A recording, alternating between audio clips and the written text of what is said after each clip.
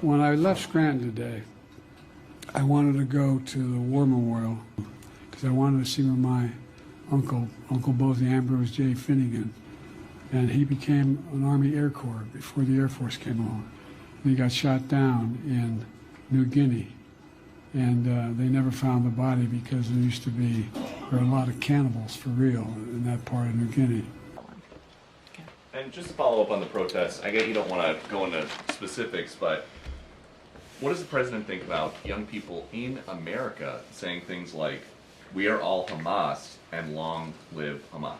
Okay. I will say, look, this is a president that has been, since he's been in office, and the reason why he ran has been very clear about what he witnessed in Charlottesville. Let's not forget what we saw, the anti-Semitism, the bigotry, the hate that we saw in the street of Charlottesville, which, as I just stated, was one of the reasons that he decided to run. And no president has taken more action to combat anti-Semitism than this president.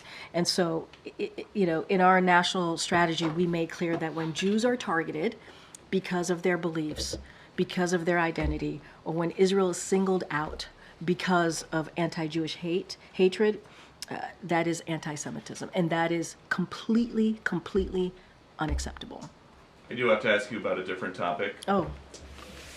Why is President Biden saying that his Uncle Bozy was eaten by cannibals? So, I answered this question yesterday. I believe I've seen some clips on your network about me answering this question. I don't have much to say beyond what I said to some of your colleagues.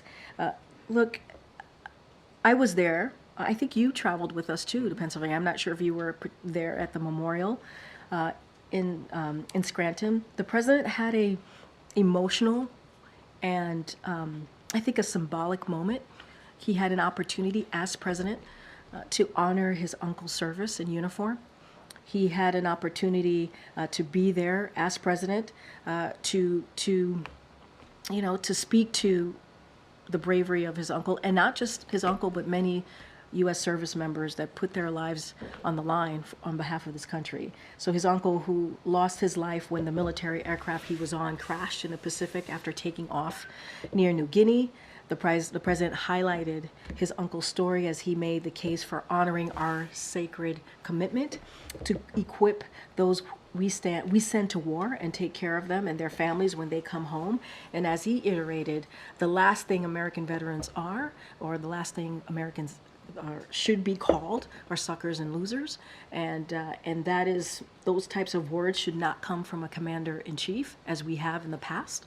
And we should actually be lifting up our American veterans and honoring them. And that's what you saw from this president. And I agree. Second Lieutenant Ambrose J. Finnegan was a war hero, but the Pentagon says, for unknown reasons, the plane was forced to ditch in the ocean. Both engines failed at low altitude. Why is President Biden saying he was shot down? There's no evidence of that.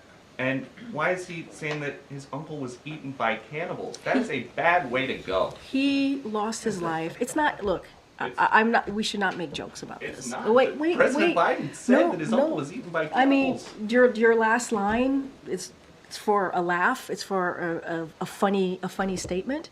And he takes this very seriously. His uncle, who served and protected this country, lost his life serving. And that should matter.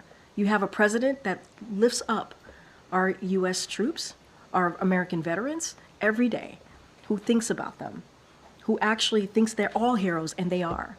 And you have a former president who disrespects that, who doesn't honor that. Said it as president, suckers or losers. That's what he said. Where did the cannibalism come from? But I think you're missing the point. The point is you have a president that lifts up American veterans, who lifts up our U.S. service members. And that's what matters. He understands how critical and how important it is to be commander-in-chief. I'm going to move on. Go ahead.